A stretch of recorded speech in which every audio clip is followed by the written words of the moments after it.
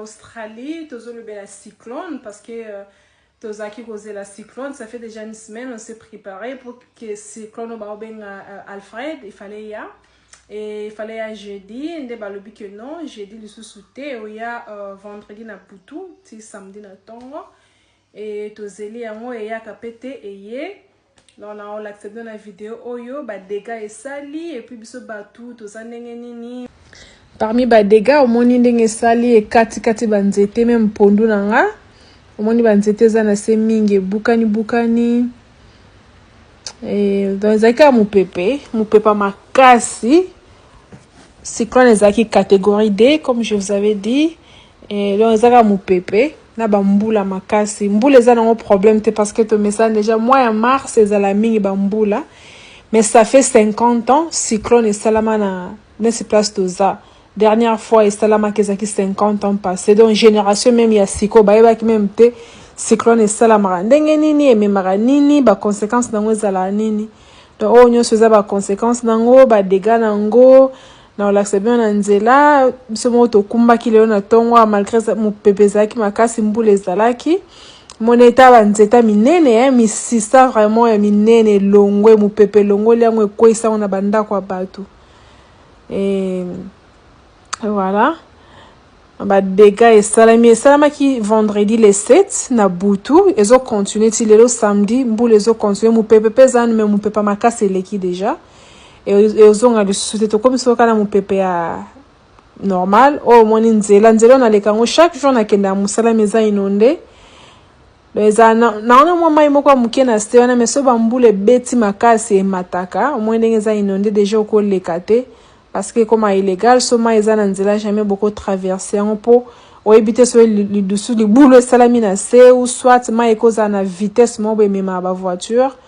Moni banzeleza courant ezate to perdre batu biso za courant même batu be ba perdre courant même ba feu vert feu rouge ba traffic light et au salate ceux qui ba moyen bozana feu vert ezate batu bazana priorité eza batu bazo kende tout droit au moni eza ba centre oza centre commercial shopping center batu bazate eza kokangama banzete ko ina nzela ba mai partout onga monde nazo kumba nazo la expona la sabino ba image o place to vanda na quartier na biso ba dégâts et salami nena o la sabino parce que bo epsenga la sabino suite o eza courant ezate do moyen ba to baso même pétrole ezate ba shop nyonso bakangaki par ordre ya gouvernement.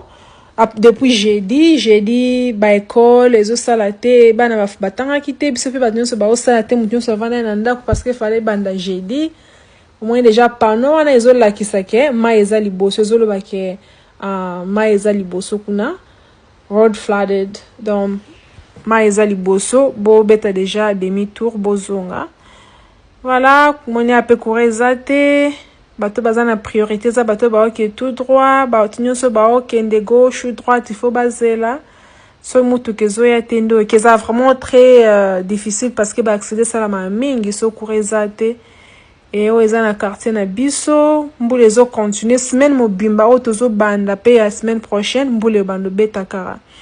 Ce qui est bien eza que cyclone eleki ba mupepa makasi eleki to tikali siko kana mupepa muke na bambula siko souci ezaka inondation to éviter soki lendi misale kozonga na ntozu confirmation te ba otenela biso ba email lobby ba boss atene déjà email ba confirmer lobby faut ba ke ko visiter ba entreprise ango est-ce que za danger zate omonyo eza na nzela na parc place bana basakana ne banzele ko banzete kwei. Et voilà, mais le gouvernement sali musalamo makasi, basali vraiment musalamo makasi pour nous protéger population na batu, qu'on informer tout temps niveau économique niveau nini ezo ya au moins on ndenge ba clôture kwei donc ezaki vraiment jeter. Ezaki mu pepa jeter na lalite butu mobimba. Soka na lina lala bo mu pepe yo ndenda ko yekine na lamuki. Donc le nazaki ya kolemba journée mobimba. Voilà. Yebisanga na yebisa bino ndenge lekanaki o ezaki na bututa mwe bandaki déjà mbula ezobeta libanda. Ce qui est mieux ce qui est bien plutôt ezaki nzamba garder biso ba biso bato physiquement toza bien à part kaka ba moi dégâts mike ici et là banzeto ezaki sima na biso pe kweyaki mingi oyo tobenga yango shade oyo ya muke wana yango ekwelaki yango na ndenga sima eza ya kobuka na muke me tobongisa na biso eza na problème te o banzete ekweli ba singa courant yango nde esalaki bato ebele ba perdre courant. Voilà, na keep bino updated ne toloba na anglais na wayebisa bino ndenge progrès ndenge ezokende mais jusque là oyo nde ba dégâts esalami bambula ezocontinue kaka ba inondation nde ezocontinue mais mopepe ya makasi esili.